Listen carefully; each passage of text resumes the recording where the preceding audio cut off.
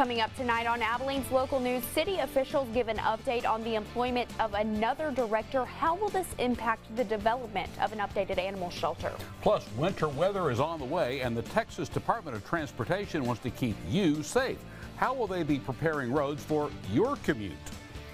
And freezing temperatures tonight, rain chances later in the week, and potential snow flurries too. It's all in my forecast coming up. Abilene's local news starts right now. Your news in your community. This is KRBC, Abilene's local news at 6. Next Wednesday marks 2 years since the murder of a well-known Abilene realtor. Good evening. I'm Kathleen Barkley. And I'm David Bacon. Thank you for joining us. Tonight we recap Tom Niblow's case and ask police for an update in the investigation. Let's get to the facts first. 54-year-old Tom Niblow was shot in his home in the 3700 block Woodridge Drive on an early morning of December of 2016. There were no signs of forced entry and minimal evidence left at the scene. In the months following Niblow's murder, 33 search warrants were executed. That number has stayed the same since that first-year anniversary.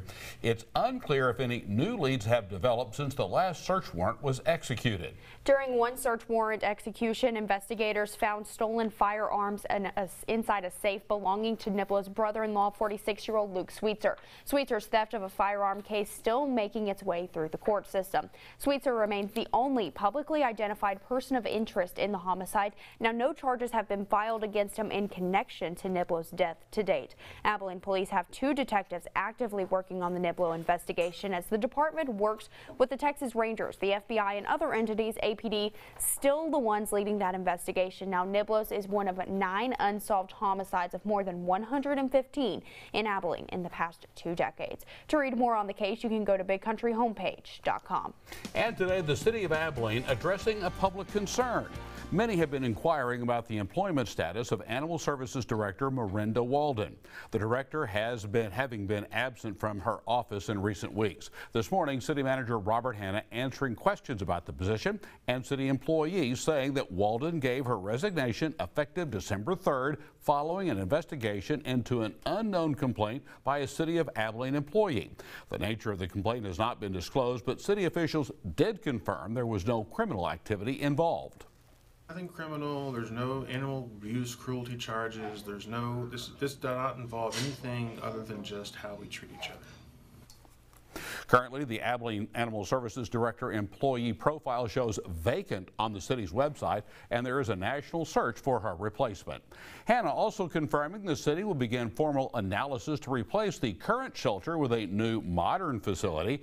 He says he does not expect the search for a new director to slow down that process. Cash, what's the word on the weather? Well, we're about 30 minutes past sunset, and temperatures currently already in the 40s, so a jacket or a coat probably not a bad idea if you're headed out the door this evening. Clear skies pretty much all across the big country. A beautiful sunset for us here in the Key City. 45 degrees out at the Abilene Regional Airport. East-northeast winds coming in about 5 to 10 miles an hour. 46 down in Brownwood. Out towards Sweetwater, 43 degrees, a little bit cooler. Up towards Snyder, they're at a nice 45. So it is pretty much chilly all across the big country and heartland. Satellite radar not really picking up on anything around the state of Texas. Some snow flurries up towards the Midwest. High pressure taking control of our weather pattern going into tonight and over into your Wednesday as well, leaving us with calm and quiet conditions. It looks like things might change up going into later parts of the week. Before this evening, it's going to be chilly. Like I said, temperatures holding in the 40s, getting down into the 30s around 8 o'clock with some light winds. More clouds going into tonight, but temperatures back near freezing for the start of Wednesday. Guys? All right, thank you very much, Cash. And as that winter weather looms at the end of this week, TxDOT won't be taking any chances. Crews are expected to pre-treat roads on Friday morning ahead of the possible snow and ice that could accumulate this weekend. Drivers are advised to use caution when driving in winter weather, especially when they're going on bridges and overpasses. 2 adults and a baby were completely uninjured during a rollover wreck this afternoon.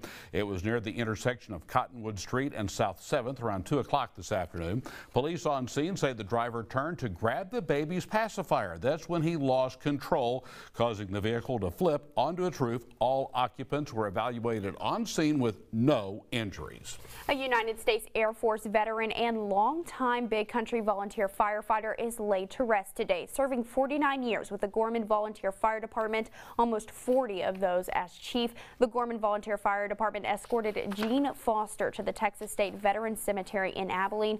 His friends and colleagues with the fire department say Foster was not only a pillar in the fire department, but also in the community. It was an honor to be his friend, and also it was an honor to bring him to his final resting place. Foster was still responding to calls and working for the department until the day he passed away from a stroke.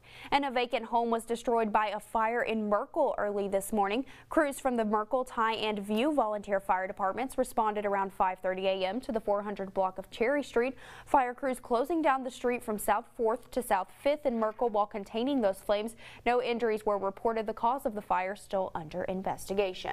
It's been just over a year since things really started moving at Lincoln Middle School again. Plans continue to move forward on making it a possible library spot for locals. Today, library staff holding a meeting with potential architects about what they'd like in a new facility. Some of the things discussed include extra storage space, updated technology, and new study rooms. But among the ideas, the most important was to create a space for the public to enjoy. This is not the library's library. Whatever goes in that space, whatever is finally decided. This is Abilene's library. We want it to be useful and, continuously a great space for our community for years to come. Tess says the proposed architects are set to draw up some sort of plan for the library in the near future. The Abilene Heritage Square Board has another meeting set for next week when some of their ideas should become a little bit more concrete. Coming up on your local news at 6, KRBC's Jessica Rank reports live from the annual Feast of Sharing. That's coming up after the break. Stay tuned. And we started out 30 degrees this morning, below freezing in the Key City. We warmed up a little bit, getting into the low 50s, so near our normal, but actually colder weather is due going into later parts of the week, and we could even see some snow chances. I'll detail those in my full forecast coming up after the break. This is KRBC, Abilene's local news at 6, with Kathleen Barkley and David Bacon.